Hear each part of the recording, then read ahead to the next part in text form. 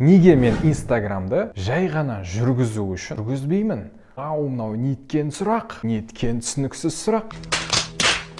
Енді қарапайым тілмен сіз басқа адамдардың айтқан шаблонымен так сіз осылай жасасаңыз, Инстаграмда продажа өседі деген сөзіне сүйеніп, Инстаграмды жүргізетін болсаңыз, онда сіз қалаған нәтижеңізді алмайсыз.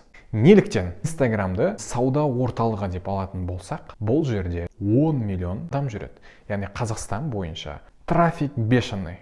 Енді сіздің задачаңыз осы адамдарды өзіңізге тарту. Ал егерде Инстаграмға шығып, бізде бәрі сапалы, тез әрі нақты жасаймыз. Сіздің менеджерлер сіздің кез келген сұрағыңызға жауап береді, консультация жасайды, качественно, бізде бәрі опытный деген сөздермен, жалпылама сөздермен оларды тартуға тырысатын болсаңыз, барлығы сәтсіз болады.